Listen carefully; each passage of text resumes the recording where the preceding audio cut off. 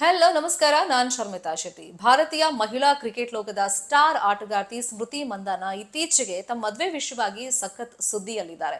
ಕಾರಣ ಮೊನ್ನೆ 23ನೇ ತಾರೀಕು ಸಂಡೇ ಎಲ್ಲವೂ ಅಂದ್ಕೊಂಡಂತೆ ಆಗಿದ್ದಿದ್ರೆ ಅವ್ರ ಮದುವೆ ಪಲಾಶ್ ಮುಚ್ಚಲ್ ಜೊತೆಯಲ್ಲಿ ಆಗ್ಬೇಕಾಗಿತ್ತು. ಸಂಗೀತ ಎಲ್ಲ ಮುಗ್ದಿತ್ತು, ಇನ್ನೇನ್ ತಾಳಿ ಕಟ್ಟುವಂತ ಟೈಮ್ನಲ್ಲಿ ಸ್ಮೃತಿ ತಂದೆ ಶ್ರೀನಿವಾಸ್ ಮಂದಾನ ಅವರಿಗೆ ಲಘು ಹೃದಯಾಘಾತವಾಯಿತು.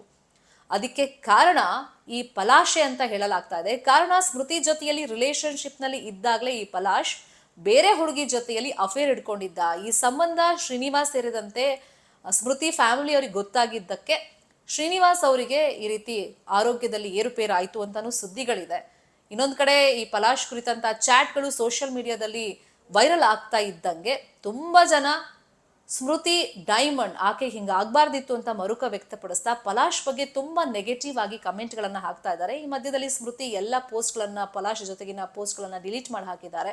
ಇವ್ರ ಮದ್ವೆ ಕ್ಯಾನ್ಸಲ್ಲೇ ಆಗಿ ಹೋಗಿದೆ ಅಂತಾನೂ ಕೂಡ ಚರ್ಚೆಗಳು ನಡೀತಾ ಇದೆ. ಮದ್ವೆ ಕ್ಯಾನ್ಸಲ್ ಆಗಿದೆಯಾ, ಪೋಸ್ಟ್ಪೋನ್ ಆಗಿದೆಯಾ ಅನ್ನೋ ಕುರಿತಂತೆ ಅವ್ರ ಫ್ಯಾಮಿಲಿ ಮೆಂಬರ್ಸೇ ಕನ್ಫರ್ಮೇಶನ್ ಅನ್ನ ಕೊಡಬೇಕಾಗುತ್ತೆ. ಈ ಮಧ್ಯೆ ಪಲಾಶ್ ಅಕ್ಕ ಪಲಾಕ್ ಮುಚ್ಚಲ್ ಪ್ಲೇಬ್ಯಾಕ್ ಸಿಂಗರ್ ಅವ್ರು ರಿಕ್ವೆಸ್ಟ್ ಮಾಡಿರೋದು, ಇದು ನಮ್ಮ ಫ್ಯಾಮಿಲಿ ವಿಷಯ, ನಮಗೆ ಪರ್ಸನಲ್ ಸ್ಪೇಸ್ ಬೇಕು, ಈ ವಿಷಯವಾಗಿ ಯಾರು ಕೂಡ ಸೋಷಿಯಲ್ ಮೀಡಿಯಾದಲ್ಲಿ ಏನು ಕಮೆಂಟ್ಗಳನ್ನ ಪೋಸ್ಟ್ಗಳನ್ನ ಹಾಕಬೇಡಿ ಅಂತ ರಿಕ್ವೆಸ್ಟ್ ಮಾಡ್ಕೊಂಡಿದ್ದಾರೆ.